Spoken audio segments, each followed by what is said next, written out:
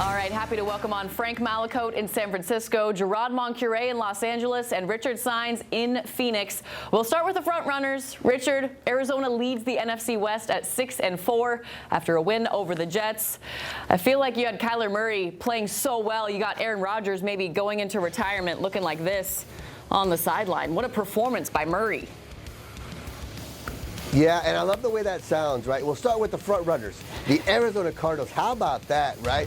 A lot of people were drinking that haterade, right? They didn't think the Cardinals were going to do anything this year. I wrote it down in my diary. I wrote it down. I said, people are not believing in the Cardinals. I laughed about it later that night. I thought it was a joke from you guys, and here we are. Halfway through the season, more than halfway, and the Arizona Cardinals are sitting in first place. And you're right, they completely dismantled the Jets.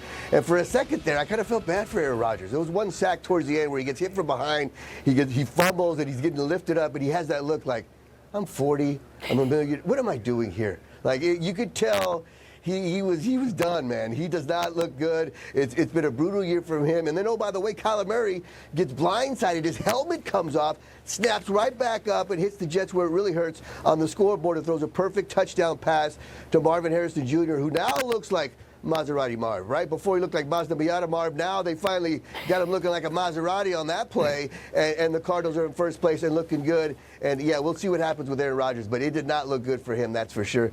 And, oh, by the way, Cardinals in first place, 2 games above 500, heading into the bye week. You gotta love it. Gotta love it, and it really impressive because of the teams they've played. Their schedule is no joke. Impressive to see for sure. Frank, no such thing as load management for Christian McCaffrey. How was the offense affected by the return of CMC for the 49ers? Yeah, talk about driving the bus. Shanahan hadn't seen this guy in pads in 8 weeks. They put him in the game. And the first half, they pulled him out on a couple of plays. But after that, 3 Jake Moody missed field goals. It was like, get in there. You're playing the rest of the way. We got to win this game. He played 54 61 plays, 89% of the offensive plays, 13 carries, 39 yards, 6 catches, 68 yards, including a nice little floater from Purdy down the sideline that set up a nice touchdown. And while they're busy covering him out of the backfield, Ricky Pearsall had his best game in 3. He had his first touchdown, including a 48-yarder in the corner of the end zone. And George Kittle usually gets double teamed. They got to worry about McCaffrey. Kittle, 90-plus yards and a nice touchdown grab in the corner as well. I got to tell you this. At the end of the game, CMC said, and I asked him how he felt. He goes, I feel pretty good. It's good to be back in football, but call me on Monday. I imagine he was pretty sore, but full steam ahead. He's in practice, and look out, Seattle. You're going to get a full dose of CMC this weekend. Yeah, refusing that dose like a kid that doesn't want to take medicine. That is making this 49ers offense even scarier. And before we get to the Rams, Gerard, that was a team that was streaking and obviously sent the Seahawks into their bye week. Unbelievable game by Geno Smith in the worst way, 3 interceptions. They're streaking, and then what happened in the end? They could not find the end zone once against those Dolphins in a 23-15 loss, Gerard. Well, Alyssa, I have a theory about pro football and college football that only the great teams put together these long win streaks. The Rams, 3 is the max. This is an opinion, especially for all you bettors out there. 3 is the max. That's what good teams are able to do, 3 or 4. Rams are just a good team. They're not a great team right now. So basically they had 1-3 coming in. They incorporated a couple of offensive linemen, Joe Noteboom, Jonah Jackson, who were starters at the beginning of the year, back into the offense. And it just didn't click. There had not been enough work done, enough in preparation. That's how you end up with 70 yards rushing, Matthew Stafford in predictable 2nd and long, 3rd and long situations. And the Dolphins defense, give them a lot of credit. They came in hungry. Dolphins had lost 3 in a row. They got on the plane, mentally ready through Mike McDonald, more ready, obviously, than Sean McVay had the Rams. And in front of the big crowd on Monday Night Football, they were ready to ball. That's the bottom line. One team was more ready to play than the other team.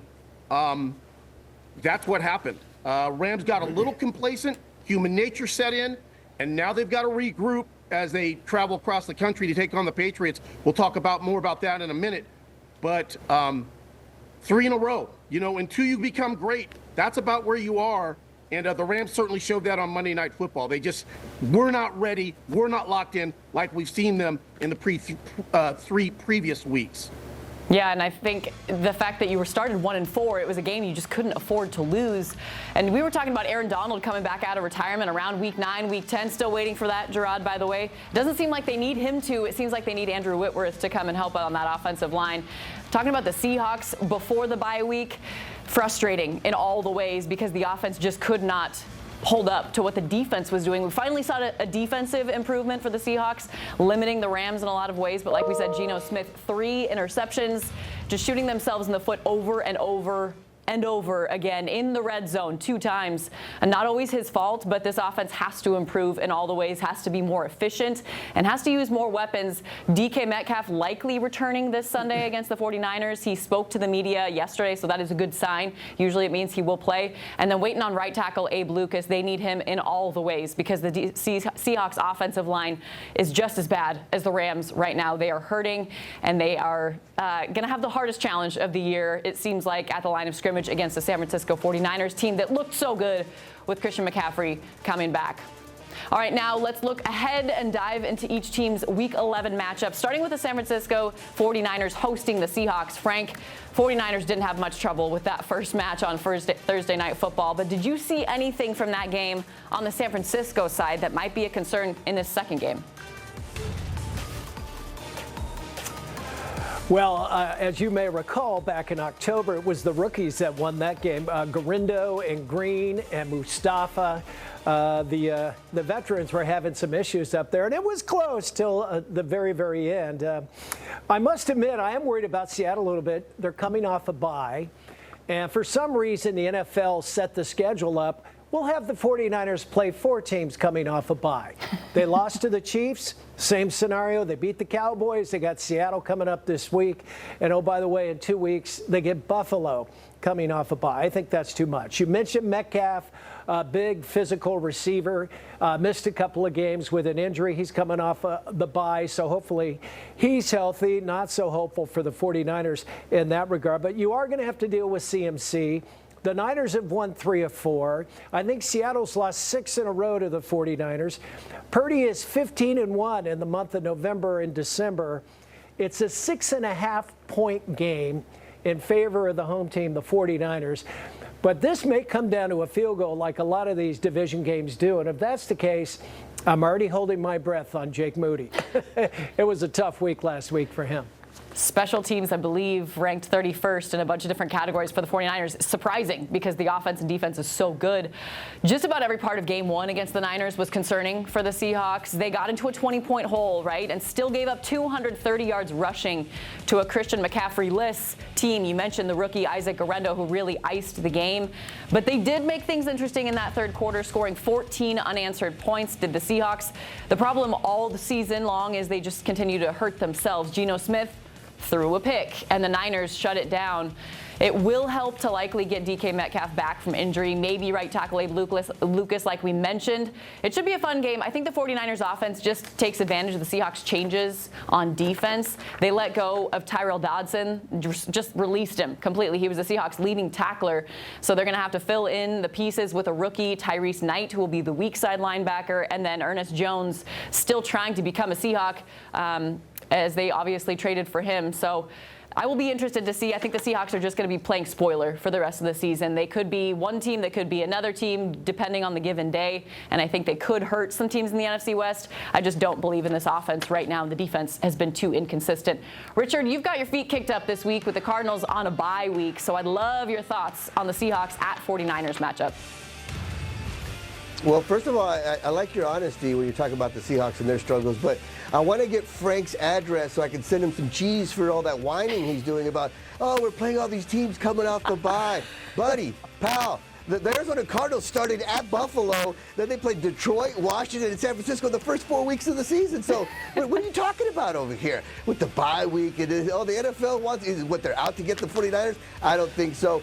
We'll take it easy on you though, because you talked about my guy Christian McCaffrey, who is back and better than ever, and that's great news for my fantasy football team, the Chimichangas, who are now making a move just like the 49ers.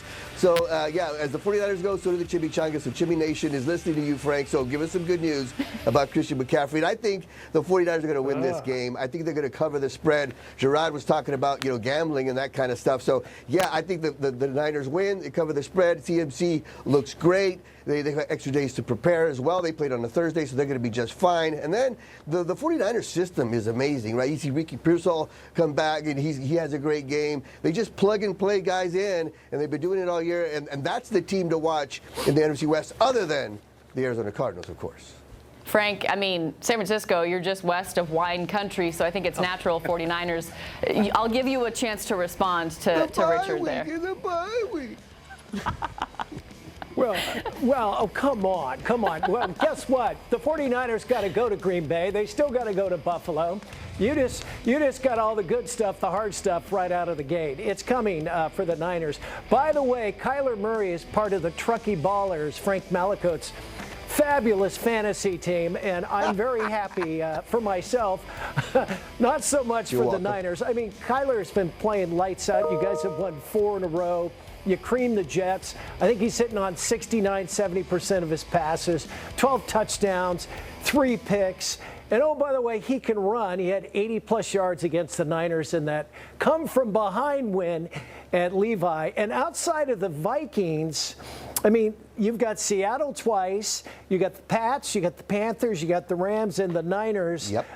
Some winnable games there, divisional games. So, yeah, I have a feeling that the Rams may still make a little bit of noise. I know that Dolphin loss was awful, but I think the final game, it may come down to that, especially after that big win that the Cardinals had at Levi in late September, down double digits, and lo and behold, they came from behind. So it may come down to that final game. Yeah. And it better not be a field goal from you-know-who. Otherwise, Niners fans will be pretty moody. All right, Gerard, how much pressure is on the Rams to get a win against a 3-7 Patriots team in New England after that Dolphins loss? Well, I hate to sound, go the cliche route, but as we enter week 11, it becomes the most important game of the season. I think, obviously, Sean McVay will have their attention as they get on the plane for the East Coast after what happened Monday night in front of the country. But the bottom line is this: you trail the Cardinals in the division race by just a game in the loss column, but right now they have the tie break. You still have to play them. But the way this is all unfolding right now, with the other divisions playing so well, you're probably going to have to win the NFC West to get in, okay? Unless some things really shake out. And right now the Rams are 2 games back in the wild card hunt against teams like the Packers, who already have the tiebreak against them from beating them earlier. Is it possible, with a lot of football left, the Rams could continue to win, put another 3 or 4 game win streak together, and get in the wild card hunt for real, not a couple games out? Sure, enough football left. But the way it's looking right now, you got to win the division. In order for them to possibly win the division or keep the wild card hopes alive, you got to beat a bad Patriots team Sunday in Foxborough. It's got to happen. All great points. All right, it's time now to play fair or foul. I'll make a statement, and then each of you get to lay out your opinion on it by declaring it fair or foul. The Arizona Cardinals are favored to win the NFC West. Richard, for the first time since 2015, I don't know what you were doing back then, but it feels like a long time ago. They have a half-game lead over the 49ers right now and host that team in the last game of the regular season. So, fair or foul, that game against the 49ers will determine the NFC West champion. We're going with you first, Richard. Yeah, it's fair. And back in 2015, I was still living the dream. I was here getting paid to talk about sports. He's working for a living, right? And so, yeah, I say the Cardinals are going to win the division. It's going to come down to that game. because like what Frank said earlier, when you look at the rest of the schedule for the Arizona Cardinals, it's favorable coming out of the bye week, right? They got Seattle twice. That's 2 wins right there. Ooh, sorry, Alyssa, but Geno Smith is not that guy. He's not that guy. But you are that gal. I don't know if Gerard and Frank know about you being the Eastlake High School legend that you are. You know, I was at that game when you shot the lights out. You kept shooting, the lights came back on. I had 23 points, 17 rebounds one time, but that was on PlayStation. Actually, it was Atari. It was such a long time ago. So you're the real baller. Geno Smith, not so much. I don't think he's that guy. So that's 2 wins right there. Carolina's another win. You know, New England's another win. The Cardinals will have 10 wins before that game against San Francisco. So it's the Cardinals' division to lose. That's what I'm saying. Geno's not the guy. You're that gal. That's my story, and I'm sticking to it. Wow. Well, Richard, I can't be mad at you now. You're just buttering me up. I appreciate that. Bringing out the high school basketball stats, not even college. You do your research. All right, Frank, what say you? Does that game, the final game of the regular season, determine the NFC West champion for the 49ers and Cardinals? Hey, Richard, I wrestled in high school and college. I was pretty good. Anyway, we move on. I kind of already answered the question. I may have already jumped ship because Richard was giving me the what for down there in Arizona. But, Kyler Murray right now is playing some of the best football in the NFL. They've won 4 in a row. He's a hard guy to track down. He's hitting 70% of his passes. We talked about the teams they still got to play. They're either divisional foes or the Patriots or the Panthers. I mean, all winnable games, and they're all going to get up for those divisional games. I think it might come down to that final game, and that's good. Both teams will be playoff tested before they win the division and jump in, and who knows, maybe the 2 teams will win out going into that game, and maybe we'll get a wild card team out of the NFC West yet. It ain't over yet. It sure isn't, and I'm also saying fair. I think the 49ers will beat the Hawks this weekend, and they will be tied. I also think both Arizona and San Francisco will each lose at least one more game on their schedule, similar to what you guys are saying. I just don't see the 49ers beating the Bills in Buffalo. I think that's a loss. And the Cardinals already went through the toughest part of their schedule, but we all know, Richard, the Seahawks will win at Arizona because that is just reality. That's what they do. The Seahawks have only lost 1 game to the Cardinals in their last 11 trips to State Farm Stadium. Write it down. Write it down right now. I'm putting it in my diary right now. I'm writing it down. There's simply no way, and tell Regina George, too. I think they will be tied leading up to that regular season finale, and that game will determine it. Gerard, what do you think? Well, since we're all touting our former accolades athletically, I was a Ventura County, first teamer, and I played 2 years as a starter at Chico State. So let's just get that out of the way first. All right, Hooper, yeah. All right, boy. Nice. Well done, Gerard. Matthew Stafford is that guy, though, Richard. He is that guy. I think there's too much football left to be played with the Redbirds having just a 1-game lead in the loss column, and they still have to play the Niners and the Rams, and they have to play the Rams at SoFi. So, we can look at other win streaks happening. You can look at injuries. I just think there's too much football to play still to say that game is going to determine the division winner. If we were maybe 3 weeks away or 2 weeks away, I might lean in the same direction as y'all. But now that we're only at week 11, I'm not buying it yet. Too much football left to play. Okay, fair enough. I like it. We are wrapping things up here on The Huddle with a fun one. I want to know from each of you which player on the team that you cover gives the best interview on the team. If it's too hard to choose one, you can give offense and one defense if you want. Richard, who's your pick on the Arizona Cardinals? Well, first of all, I just want to say, Gerard's right. He is the pride of Chico State. I've heard about him, and we're talking about accolades. I had the high score in Galaga in high school, and it wasn't even at an arcade because they wouldn't have invented that. It was at a laundromat. I had the high score there in high school for about a whole year. I played basketball in college, intramurals. I was all whack. I wasn't in the Western Athletic Conference. My game was just whack. I wasn't all whack like you, Alyssa. So those are my accomplishments, and I'm very proud of my time when I was the leading scorer in Galaga. Great video game, by the way. But yes, Buda Baker, I think is the best interview for the Arizona Cardinals. He's a fun guy. I'll give you a quick story. On Halloween, he shows up for his press conference. We're waiting for him in the room. He shows up in full Michael Myers costume, mask, the whole uniform, doesn't say a word, sits there for like 10, 15 seconds, it's kind of awkward. So I say, I'll play along and say, who are you and what have you done with Buda Baker? And he still sat there and we're kind of laughing nervously. Then he finally took his mask off and said, hey guys, happy Halloween. And that's how cool he is. That's how funny he is. And that's how the vibe is for the Arizona Cardinals right now. Winning cures everything. Well, his roots are here in Bellevue, and he's a Washington Husky, so obviously he has to be cool. No surprise there. Exactly. Gerard, what about the Rams? Who's the most entertaining for you on the Rams? It's easy. It's Puka Nacua. I mean, you talk about a guy that's a second-year guy, appreciates he's getting to play in the league and getting paid well, appreciates that he doesn't have to have a real job for a living. He is not jaded by the NFL life, at least not yet. He understands media, doing media is part of the deal. Always a smile on his face, always appreciative of us being there to talk Rams football, to talk about his kind of short route to, we'll call it semi-stardom in the National Football League. He's just a guy that appreciates the position that he's in. And he gets it. He understands it. Will that change if he becomes a 10-year vet? Possibly. But right now, the guy's always cordial. He's smiling and appreciates his life. And I can appreciate that. Those are the people that I want to be around. He's a pleasure to work with. I totally agree. I hope he does not change. And again, another Washington Husky. I know he transferred to Utah. But Frank, tell me you got a former Husky on your team that you like to talk to.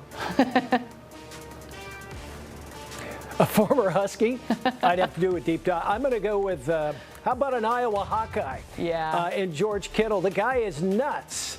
I mean, every time you put a mic, you might get a recipe for cupcakes, how to buy sunglasses, WWE wrestling, certainly everything Hawkeyes and tight end day. And obviously, he's very glib and a lot of fun. And on defense, I'd probably go with Fred Warner. You know, the guy is super intelligent. He's got a big motor, handsome, debonair, and always ready to talk. So I would go with those two. I'm going to throw in a coach, too. I covered Bill Parcells his 4 years as the Patriots head coach. And Parcells would test you. He'd throw you a bone. I remember I asked one question post-game, and he said, well, that's a blankety-blank question. And I'm sitting there, dying in front of 30 cameras. And I go, well, Coach, sometimes you got to ask a blankety-blank question and get a blankety-blank answer. Oh. And he looked at me and goes, what's your name again? I go, I'm Frank Malakote. And he goes, all right, Frank, touche. He answered the question. And for the next 4 years, he always knew my name. So that's the kind of guy he was. Belichick, no mas. No fun whatsoever. It was like interviewing a CPA. But I'm going to give a little bit of love to Shanahan because he's glib, he's humorous, win, lose, or draw. He's usually, nice, and he throws a little bit of humor out there too, which always makes your job a little more fun. Yeah, I would say Steve Belichick If Frank's going to give a coach, I want to give a soccer player. Hope Solo is one of my favorites. I'm not sure where she went to college, but Alyssa, maybe you can tell us where she went. I don't know. I can tell you, purple and gold. We've got a theme going here. Husky? I like this, guys. As for the There you Seahawks, go. nobody makes you ponder the meaning of life quite like Tyler Lockett. He gives the most in-depth, well-thought-out responses of any player I've ever covered. I think he needs to go into psychology and be somebody's therapist. He's also never in a hurry to get out of an interview. I honestly think he gives as good of advice as my dad, and I would trust him with my life. Defensively, it's a guy who doesn't play much yet. It's defensive end Mike Morris. He went to Michigan. He broke down the disappointing end to Game of Thrones with me for a full 2 minutes on camera. Players like that just make our lives so much easier. It is a fun one. All right, can't wait to see how the final 7 weeks shake out in this NFC West season. Thanks to all three of you for hopping into the huddle this week.